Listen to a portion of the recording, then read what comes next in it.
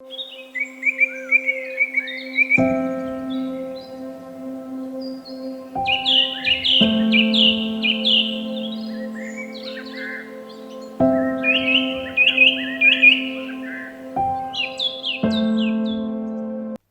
beautiful people, and a warm welcome to the Surrey Art School studio. My name's Ellie, and I'm going to be your creative guide as we work our way through our summer season theme, plant medicine. And if you are accessing this video, that means you are already in our online learning portal, which is your one-stop shop for all of the resources and the tutorials you'll need to complete our summer season theme. Now, we have done some nature journaling at Sketchbook Club before, but what's lovely this summer is that we'll be looking around just at what's growing on our local patch, and we'll be doing that through the lens of plant medicine. And the whole point of that is to realise that there are so many plant allies, there are so many master plants that grow in our parks, in our gardens, in our local surroundings that we can learn more about through our creative adventures this summer.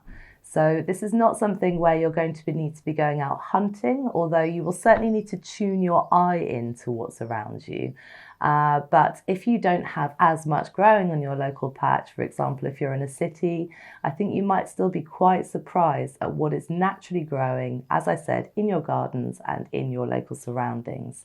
And if you don't have a particular plant in your garden or in your local surroundings, don't worry.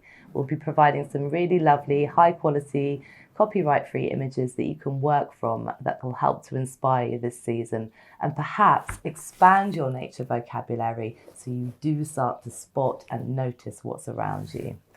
So your first tutorial will go live on the 9th of May, as you already know, and in the next week or so we'll be sending out your subscription boxes. So for those of you that have opted for a monthly or an annual subscription, we'll be sending those boxes to you next week, and they have got some really beautiful tools and materials that will help you to get started on the theme.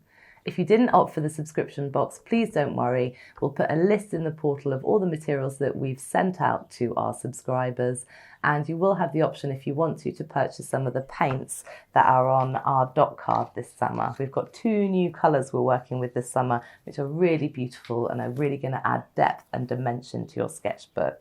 So what else do you need to take part in Sketchbook Club? Well, obviously you're going to need a sketchbook. This is one of mine that I started last summer when I already had the idea for this theme. So this is my medicine journal. And what I have done is I've created, just using some watercolour paper, a little title which I've stuck on the front. And it just says my medicine. My handwriting is not very good, so I've used some little stamps to do my text, but you could also cut sort of text out of magazines if you want to decorate your front cover, and that's something you can certainly do whilst you're waiting for the project to start. Or you do have your plant medicine, or some of you will have your plant medicine postcard, and that is packed full of information about sort of why I chose the theme, but also highlights some of the plants that you may already have in your garden that you might find useful to start writing about or sketching. Also, because it's quite pretty, you could just make it the front cover of your sketchbook. So you could transfer some of the early information that we've sent you into your sketchbook and then just stick this on the front, and that gives you a lovely front cover. So talking of sketchbooks, I am going to be using the Octopus sketchbook this summer. It's got some really nice paper in it, but also it's got the option for these sort of pull-out pages so that you can really celebrate each plant that you are looking at. So you can have 2 or 3 pages per plant, and that will give you space to draw, to journal, to write information about sort of what category the plant is, but it will also give you space to note down any recipes that we might share with you or any other ideas about how you might explore working with these plants in the future. So the Octopus is the one that we're recommending, but also just a regular A4 sketchbook, whatever you've got at home is absolutely fine. Now, in terms of paint, we do send you some samples in the subscription box, and those are these. But you're going to need a basic pan palette of colours as well. That's going to be really helpful for you. We've got these new Sennelier palettes on the shop, and we've got them in a 12 pan and a 24 pan.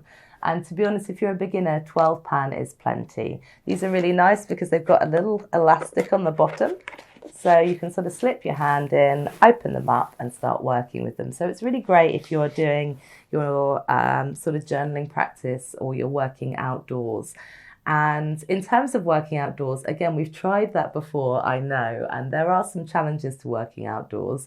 But what I'm really going to recommend is that if you do sit and journal outside, you just do so on your balcony, in your garden, close to home, because that's going to make life a lot easier for you. And the whole point of this project is what is growing on our local patch.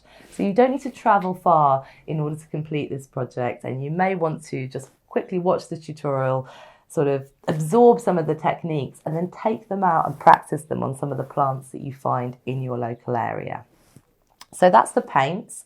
Brushes wise, a size 6 brush is always useful, a size 6 synthetic brush, and maybe like a size 1 or 2, something a little bit smaller for the fine details. You are definitely going to need some fine liners this season. A 0.5 is a really good base, but if you can get yourself a 0.3 or something a little bit smaller for the fine detail, again, that will be helpful. And then finally, you are definitely going to need a 2B pencil, just a soft 2B pencil, and some kind of blender. Now, blenders come in all sort of shapes and forms. This is just a sort of cardboard blender, which is really fine and useful and tends to be quite common. This is a tortillon, which is a paper blender, which is a little bit smoother and more refined, but it's not essential. So just make sure you've got some kind of blender, because the first couple of episodes we're going to be doing some soft pencil work and we're going to be doing some fine liner work. So some nice easy techniques to ease us into this project, to give you some foundation skills that you will find helpful, hopefully, at later stages of the project. So I think that's it from me for now. Oh, I was going to talk about paper as well, but I'll just add it on very quickly. We have sent out in the subscription box, or we will be sending out, just some samples of the Paint On Natural, which is a lovely sort of warm toned paper, and also this Bockingford oatmeal paper.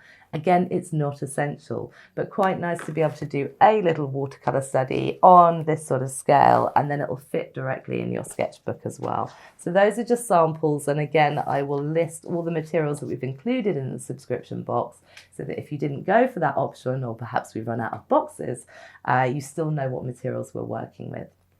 And that is it for now. That is all you need to do. Make sure you've got a sketchbook, make sure you've got the right equipment, and perhaps start the process of making a title page and looking at some of the information on the postcard if you've got it, and translating some of that information. And again, if you don't have the postcard, if you don't have the subscription box, don't worry. Start with just thinking about your relationship with plants. And I want you to go back to when you were little, really, here. I want you to think about your inner child. For me, when I was little, I had a strong relationship with plants from an early age. They spoke to me. I found them so beautiful, and I could often be found hidden away in the shed, making little potions from plants, and, or in the garden with my sister, making little daisy chains or picking buttercups, whatever it is. So perhaps you might want to do a little bit of free writing about what your existing relationship to plants is. Are you a plant mother already? Do you grow a lot in your garden? If so, what do you grow, and why have you made those choices?